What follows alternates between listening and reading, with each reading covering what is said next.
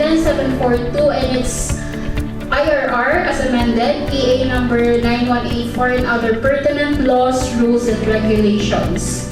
All monies officially received by the SK in any capacity shall be accounted for as the SK fund and it shall be disbursed for youth development and empowerment purposes.